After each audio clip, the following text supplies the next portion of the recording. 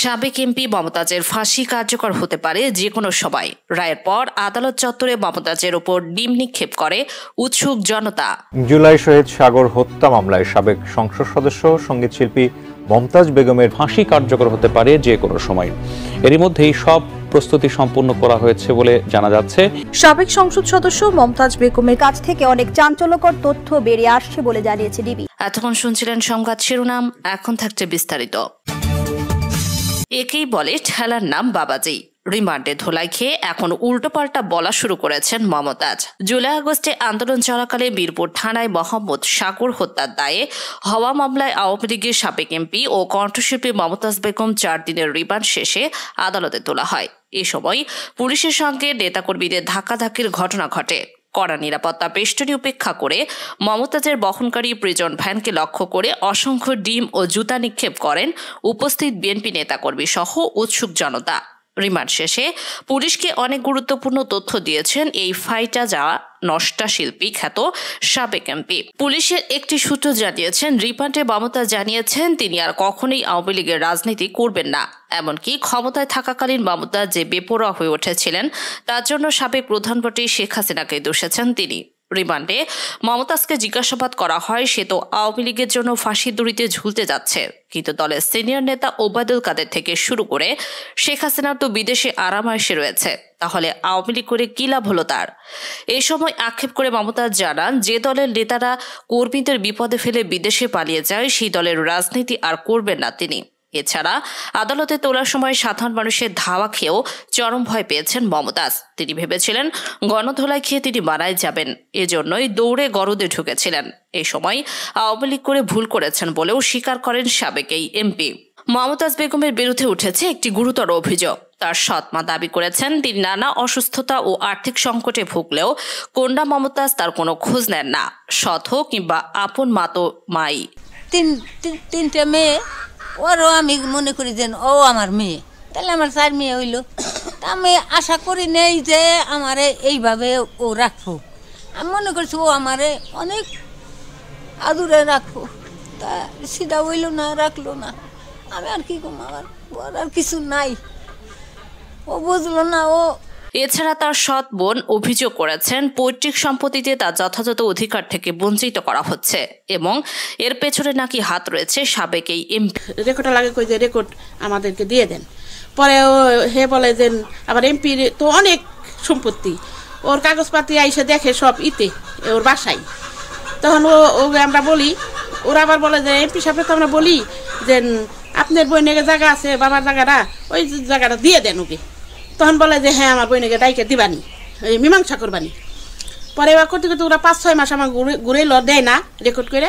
পরে আমরা জায়গা পাবো 16.5, একদিনকে আমাকে ওরা ডাইকে রেকর্ডওয়ালারা 10-20 মিনিটের রেকর্ড দিল। তখন আমি বললাম যে তো 10-এর রেকর্ডটা কিসের জন্য দেন, আমরা জায়গা পাবো 16.5, তার মানে আমাকে জায়গা দিব না। পরে আমরা অনেক নিয়ে রাখলাম এখানে বসার জন্য। তারপরে বললাম যে আমাকে জায়গাটা আমাকে বুঝে দাও, তো আর দিল না এই পর্যন্ত। মমতাজ তার ভাইকে দিয়ে কৌশলে তার সৎ মায়ের কাছ থেকে জমির দড়িটি নিয়ে নেয়। ক্ষমতার প্রভাব খাটিয়ে মমতাজ বিভিন্ন সময় হয়রানি করত। আমার মার কাছে আসলে দলিলটা আমার আব্বা দিয়ে গেছিল, বাড়ির যে দলিল, যে এটা তুমি রাখো, দিও না কেউ রে।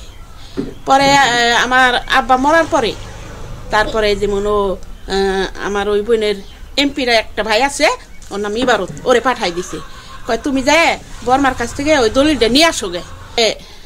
মা দিয়ে দিছে কইছে যে ফটোকপি করে দিয়ে যাম আপনারে। পরে দিয়ে দিছে, পরে আর দেয় না। সৎ মায়ের ওপর এতটাই হিংসা ছিল মমতাজের যে অসুস্থ মায়ের ঘরের সাথে টয়লেট বানিয়ে রেখেছিল। এই টয়লেটগুলো ব্যবহৃত হতো মধুর আড্ডা বা শিল্পীদের গানের মেলায় আসা মানুষের জন্য। এই যে আমার ঘরটার পিছনে আমার ঘরের সাথে একটা টয়লেট দিয়ে থইছে, আমি গন্ধেতে থাকতে পারি না, ভাত খেতে পারি না, শুতে পারি না, অনেক কষ্ট যায় আমার। আমি নামাজটাও তাও ঠিক মতো পড়ে পারি না এই গন্ধেতে। আচ্ছা, জানলাতে আমি একটু দেখি, দেখেন আপনি। মমতাজ 300 টাকায় সারা রাত সার্ভিস দিয়েছেন একাধিক পুরুষের সাথে। 3 বার স্বামীর নাম পরিবর্তন করেছেন এবং নান্টু ঘটকের সফলতায় 17 বার বিয়ের পিড়িতে বসা মমতাজ জাতীয় সংসদে দাঁড়িয়ে আমাদের ইসলাম ধর্ম শেখাতেন। এক জায়গায় বলে আল্লাহ কোনো মানুষকে বলা যাবে না, আল্লামা একমাত্র আল্লাহকে বলা হবে। আবার আরেক জায়গায় বলে যে ঘরে ঘরে আল্লামা সাইদি চলে আসো, সাইদির জন্ম হোক। ওখানে আল্লামা বলতে আর কোনো ঝামেলা নাই তাদের। সিয়াসাত হাদিস, তিরমিজি শরীফ, মেশকা শরীফ, আবু দাউদ শরীফ, বুখারী শরীফ, মুসলিম শরীফ থেকে শুরু করে এমন কোনো খণ্ড নাই যেগুলো না পড়েছি। এরকম হাস্যকর বক্তব্যে সবাই হাসলেও যার বিশেষ শঙ্কে তেল দিয়েছেন তিনি কিন্তু রঙেই আছেন। ডাবল সেঞ্চুরি করে ফাইটটা যাওয়া শিল্পী হাসিনার আমলে গান আর কোরআনের ব্যাখ্যার সমান্তরালে সংসদ বাতিয়ে রেখেছিলেন, যিনি এক সময় অশ্লীল গান আর কথায় গ্রামের অশিক্ষিত এক শ্রেণীর মানুষকে মনোরঞ্জন করতেন। বন্ধু তুই হলো কালবাস রে বন্ধু, আদর কইরা ঘরে তুলস ঘর ধইরা নামাস, তারতে ভালো এই সুন্দরীর দুধ, একবার খাইলে মজা পাইলে কইবা ভেরি গুড, মেন সুইচটা টিপাদে টিপাদে টিপাদে। এরকম অশিক্ষিত মূর্খদের দখলে ছিল গোটা বাংলাদেশ। আওয়ামী লীগের শাসনামলে বরাবরই ছিলেন আলোচিত সমালোচিত। কখনো সংসদ অধিবেশনের সময় দলীয় প্রধানের মন জয় করতে গান গেয়ে বিএনপির প্রতিষ্ঠাতা প্রয়াত প্রেসিডেন্ট জিয়াউর রহমানের শহীদ হওয়ার নানা রকম ব্যাখ্যা, ফেরি করে বিদ্যুৎ বিতরণের বক্তব্যের পাশাপাশি নিজ এলাকায় দলীয় সভা সমাবেশে জেলা আওয়ামী লীগের বর্ষিয়া নেতাদের কটাক্ষ করে মন্তব্য করাইছিলেন বিতর্কের শীর্ষে। আমি আগে মানে সংসদে আসার আগে আমি ভাবতাম জিয়া রহমান সম্পর্কে যখন আমি শুনতাম শহীদ জিয়া, আমি মনে করতাম যে জিয়াউর রহমানের মানুষের 2-3টা নাম থাকে না, তো আমি মনে করতাম জিয়াউর রহমানের শহীদ বুঝি আরেকটা নাম, কারণ আমার সাথে যে গানে বাঁশি বাজায় ওর নামও শহীদ। এই কারণে মাঝে মাঝে আমি ওরে বলি জীবিত শহীদ। তো এখন আমি মনে করতাম যে জিয়াউর রহমানের এটা বুঝি একটা নাম, তিনি হলেন শহীদ, কিন্তু জিয়াউর রহমান কোন যুদ্ধে গিয়ে শহীদ হয়েছে এটা আমার জানা নাই। সরকারি প্রকল্প বরাদ্দের টাকা হাতিয়ে দেওয়া ছিল তার প্রধান টার্গেট।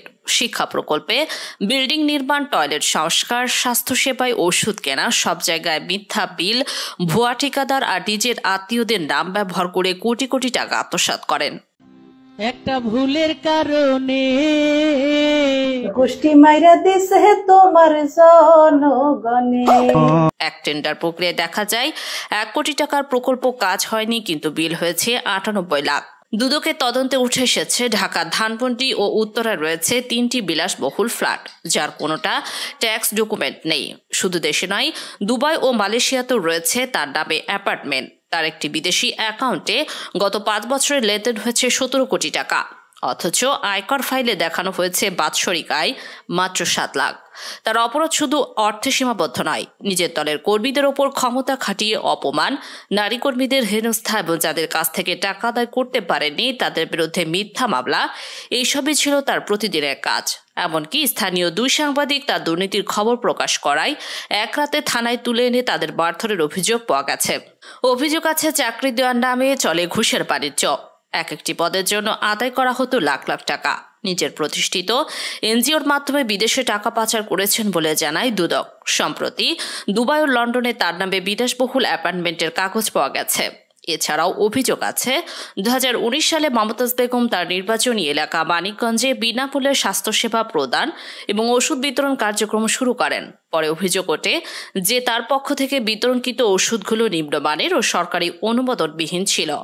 এই ঘটনাটি গণমাধ্যমে প্রচারিত হলে স্বাস্থ্য অধিদপ্তর বিষয়টি নিয়ে তদন্ত শুরু করে। বিভিন্ন রিপোর্টে দাবি করা হয় কিন্তু ওষুধ ছিল মেয়াদ উত্তীর্ণ বা সন্দেহজনক উৎপাদক। উইকিপিডিয়া তথ্য বলছে মমতাজ বেগমের বিরুদ্ধে ভারতীয় আদালত থেকে মোট 4বার গ্রেপ্তারি পরোয়ানা জারি করা হয়। 2008 সালের ডিসেম্বরে তিনি পশ্চিমবঙ্গের মুর্শিদাবাদের একজন অনুষ্ঠান আয়োজকের সাথে একটি অনুষ্ঠানে গান করার ব্যাপারে চুক্তিবদ্ধ হন এবং অগ্রিম 14 লক্ষ ভারতীয় রুপি গ্রহণ করেন। তবে পরবর্তীতে মমতা সে অনুষ্ঠানে উপস্থিত না হওয়ায় তার বিরুদ্ধে মুর্শিদাবাদের মুখ্য বিচার বিভাগীয় ম্যাজিস্ট্রেট আদালতে মামলা দায়ের করা হয়। মামলাটি পরবর্তীতে কলকাতা হাইকোর্টে করায়। মমতাজ বেগমের বিরুদ্ধে সর্বশেষ গ্রেপ্তারি পরোয়ানা জারি হয় 2023 খ্রিস্টাব্দের 9 আগস্ট। এমপি মমতাজের যে প্রতারণা সবকিছুকে ছাড়িয়ে গেছে তা হলো সম্মানসূচক ডক্টরেট ভুয়া ডিগ্রি। 2021 সালে মমতাজ বেগম ভারতের তামিলনাড়ুর গ্লোবাল হিউম্যান পিস ইউনিভার্সিটি থেকে সম্মানসূচক ডক্টরেট ডিগ্রি লাভ করেন, কিন্তু বিভিন্ন প্রতিবেদন থেকে জানা যায় এই নামে ভারতে অনুমোদিত কোনো বিশ্ববিদ্যালয় নেই। ভারতের ইউজিসি অ্যাক্ট 1956 অনুসারে অনুমোদিত বিশ্ববিদ্যালয় থেকে প্রদান করা যে কোনো ডিগ্রি ভুয়া। টাকার বিনিময়ে ভুয়া ডিগ্রি প্রদানের সময় এবং এইসব নাম সর্বস্ব বিশ্ববিদ্যালয়ের বিভিন্ন সময় ভারতীয় আইন প্রয়োগকারী সংস্থাসমূহ অভিযান চালিয়েছে। মমতাজ বেগমের উক্ত বিশ্ববিদ্যালয় থেকে ডিগ্রি গ্রহণের পর শুরু হয় সমালোচনা। ব্যক্তিগত জীবনেও বিতর্ক তার পিছু ছাড়েনি। মমতাজের প্রথম বিয়ে হয় বাউল সম্রাট রশিদ সরকারের সঙ্গে, যাও টেকেনি। পরে মানিকগঞ্জ পৌরসভার মেয়র রমজান আলীকে বিয়ে করেন। সেই সংসারও টানাপোড়েন চলে দীর্ঘদিন। এরপর নিজের হাসপাতালের এক চিকিৎসক ডাক্তার মঈন হাসান চঞ্চলকে বিয়ে করলেও শেষ পর্যন্ত সেই সম্পর্কও ভেঙে যায়। রাজনীতিতে তার পদার্পণ শুরুতে ছিল বিএনপিতে যাওয়ার আগ্রহের মধ্য দিয়ে, কিন্তু সেখানে সুযোগ না পেয়ে তিনি আওয়ামী লীগের রাজনীতিতে যোগ দেন। সেখান থেকেই তার রাজনীতির উত্থান। তৎকালীন প্রধানমন্ত্রী শেখ হাসিনার ঘনিষ্ঠ হিসেবে পরিচিত হন তিনি। সংসদে গান গেয়ে প্রধানমন্ত্রীকে খুশি করা সহ বিভিন্ন সময় বিরোধী দলের নেতাদের নিয়ে কটাক্ষ করে আলোচনায় আসেন। গত বছরের 5 আগস্ট আওয়ামী লীগ সরকারের পতনের পর থেকে আত্মগোপনে ছিলেন মমতাজ বেগম। তিনি 2008 সালে নবম জাতীয় সংসদে সংরক্ষিত মহিলা আসনের সদস্য মনোনীত হন। 2018 সালে একাদশ জাতীয় সংসদ নির্বাচনে মানিকগঞ্জ 2 আসন থেকে নির্বাচিত হন মমতাজ। 2024 সালে দ্বাদশ জাতীয় সংসদ নির্বাচনেও আওয়ামী লীগের হয়ে অংশ নিয়েছিলেন, কিন্তু একই দলের স্বতন্ত্র প্রার্থী দেওয়ান জাহিদ আহমেদের কাছে পরাজিত হন। তার পতন প্রমাণ করে ক্ষমতা দিয়ে অনেক কিছুই করা যায়, কিন্তু সব সময় না। দুর্নীতির হিসাব একদিন ঠিকই মেলাতে হয়। আমরা চাই শুধু মমতাজ নয়, এরকম সব মুখোশধারীর মুখোশ একে একে খুলে যায়। এমন আরও অনুসন্ধানী প্রতিবেদন পেতে সাবস্ক্রাইব করুন নিউজ আপডেট 24।